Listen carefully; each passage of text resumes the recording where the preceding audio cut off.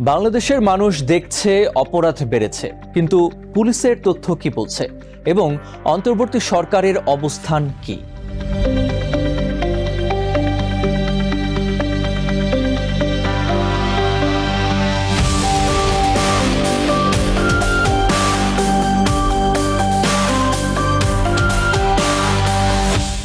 অন্তর্বর্তী সরকারের প্রধান উপদেষ্টা ডক্টর মোহাম্মদ ইউনূস দাবি করেছেন, বাংলাদেশে অপরাধের পরিমাণ বাড়েনি, তা আগের মতোই আছে।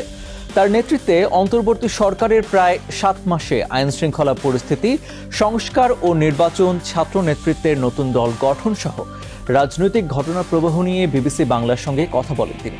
ভারতের সঙ্গে বাংলাদেশের সম্পর্কের অবনতির বিষয় নিয়েও সাক্ষাৎকারে কথা বলেন ডক্টর মোহাম্মদ ইউনূস। প্রথমেই পতিত আওয়ামী লীগ সরকারের সময় বাংলাদেশে যে বিশৃঙ্খল পরিস্থিতি ছিল তা তুলে ধরেন ডক্টর ইউনূস। কিভাবে 3টি ভোটারবিহীন নির্বাচন করা হয়েছিল সে প্রসঙ্গেও কথা বলেন তিনি। দায়িত্ব নেয়ার পর যে ধ্বংসস্তূপ ছিল, বর্তমানে সে পরিস্থিতি থেকে বাংলাদেশ অনেকটাই ঘুরে দাঁড়িয়েছে বলে দাবি করেন প্রধান উপদেষ্টা। তিনি বলেন, অর্থনৈতিক কাঠামো ঘুরে দাঁড়াচ্ছে, আন্তর্জাতিক অঙ্গনের আস্থা অর্জন করেছে অন্তর্বর্তী সরকার। বর্তমান পরিস্থিতি দেখে সব দেশ বিনিয়োগ সহ তার সরকারকে সব ধরনের সহযোগিতার আশ্বাস দিচ্ছেন বলেও দাবি করেন ডক্টর মোহাম্মদ ইউনূস। বর্তমানে বাংলাদেশের আইন শৃঙ্খলা পরিস্থিতির অবনতি হয়েছে, যে কারণে সরকারের ওপর থেকে আস্থা কমে যাচ্ছে। এ বিষয়ে জানতে চাইলে প্রধান উপদেষ্টা দাবি করেন, তার সরকারের উপর দেশের জনগণের বিপুল সমর্থন রয়েছে। ছোটখাটো বিভিন্ন বিষয় নিয়ে প্রশ্ন থাকলেও জনগণের পূর্ণ আস্থা বর্তমান সরকারের উপর আছে বলে জানান ডক্টর মোহাম্মদ ইউনূস। তিনি বলেন, তার সরকারের কেউ কোনো অভিজ্ঞতা ছাড়াই নানাভাবে কাজ করছেন, যে কারণে কিছুটা ভুলভ্রান্তি হতে পারে। ইউনূস বলেন, তারা রাতারাতি দেশ পরিবর্তন করতে চেয়েছিলেন, তবে সেভাবে তা করতে পারেননি। সবার সঙ্গে সংলাপ শুরু করতে চাইলেও এখনও তা শুরু করা যায়নি। সময় মতো অনেক কিছু করা যায়নি বলেও আক্ষেপ জানান প্রধান উপদেষ্টা। সরকার গঠিত সংস্কার কমিশনগুলো নির্ধারিত সময়ে তাদের রিপোর্টগুলো দিতে পারেনি উল্লেখ করে ডক্টর মোহাম্মদ ইউনূস বলেন, এত বিশাল কর্মযজ্ঞ, তাই তারা আরও সময় নিতে যাচ্ছে।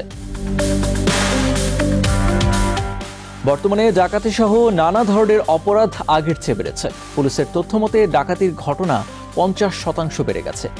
এ বিষয়ে জানতে চাইলে প্রধান উপদেষ্টা বলেন, পুলিশকে দিয়ে শুরুতে কোনো কাজই করানো যায়নি, কারণ কিছুদিন আগে তারা মানুষকে গুলি করেছে, যার ফলে তাদের মধ্যে এক ধরনের ভয় কাজ করছিল বলে দাবি করেন প্রধান উপদেষ্টা। পুলিশ বাহিনীকে ঠিক করতে কয়েক মাস চলে গেছে বলে জানান তিনি। বর্তমানে পরিস্থিতি সঠিক পথে আছে বলে দাবি করেন ডক্টর ইউনূস। বাংলাদেশকে অস্থিতিশীল করতে একটি পলাতক দল সর্বাত্মক চেষ্টা করছে বলেও অভিযোগ করেন প্রধান উপদেষ্টা। আওয়ামী লীগের নাম না নিয়ে তিনি বলেন, পলাতক দলটি বিদেশে বসে বাংলাদেশকে অস্থিতিশীল করার চেষ্টা করছে। নির্বাচন প্রসঙ্গে ডক্টর মোহাম্মদ ইউনূস বলেন, সব রাজনৈতিক দলের সঙ্গে সংলাপে সংস্কারের বিষয়গুলো নিয়ে সিদ্ধান্ত নেওয়া হবে।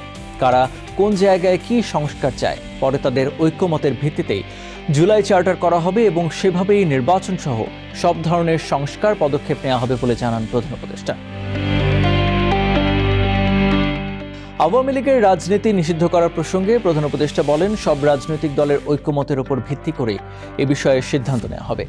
বাংলাদেশি হিসেবে সবারই রাজনীতি ও স্বাভাবিক কর্মকাণ্ডের অধিকার আছে, তবে যারা অপরাধ করেছে তাদেরকে অবশ্যই শাস্তির আওতায় আনা হবে, এটাই শেষ কথা। এদিকে বাংলাদেশে অপরাধের চিত্র আগের মতোই আছে। প্রধান উপদেষ্টা এমনটা দাবি করলেও পুলিশের তথ্য বলছে ভিন্ন কথা। চলতি বছরের জানুয়ারি মাসের নানা অপরাধমূলক কর্মকাণ্ডের সঙ্গে বিগত 5 বছরের জানুয়ারি অপরাধ চিত্রের তুলনামূলক একটি তথ্য প্রতিবেদন প্রকাশ করেছে পুলিশ সদর দপ্তর। সেখানে দেখা যাচ্ছে, বাংলাদেশে চুরি, ডাকাতি, ছিনতাই, হত্যা এবং অপহরণের ঘটনা গত বছরের জানুয়ারির তুলনায় এবছর বেড়েছে। শুধু তাই নয়, আগের 5 বছরের জানুয়ারি মাসের চেয়ে অপরাধের প্রতিটি ধরনেই এবছরের জানুয়ারি মাসে অপরাধের ঘটনা বেশি ঘটেছে। পুলিশের পরিসংখ্যান বলছে, সাম্প্রতিককালে ডাকাতি ও ছিনতাইয়ের ঘটনায় মামলা বেড়েছে। গত জানুয়ারিতে দেশে ডাকাতি ও দস্যুতার ঘটনায় মামলা হয়েছে 242টি, যা গত বছরের একই মাসের তুলনায় 99টি বেশি। ডাকাতি ও দস্যুতার ঘটনায় গত ডিসেম্বরে মামলা হয়েছে 230টি, যা গত বছরের একই মাসের তুলনায় 95টি বেশি। সব মিলিয়ে গত অগাস্ট থেকে জানুয়ারি পর্যন্ত 6 মাসে ডাকাতি ও দস্যুতার ঘটনায় মামলা হয়েছে 1145টি, যা 2023 সালের অগাস্ট থেকে 2024 সালের জানুয়ারি পর্যন্ত সময়ের তুলনায় 50% বেশি। নিউ ইয়র্ক থেকে সম্প্রচারিত TVN 24 টেলিভিশন, বিশ্বজুড়ে বাঙালির কণ্ঠস্বর।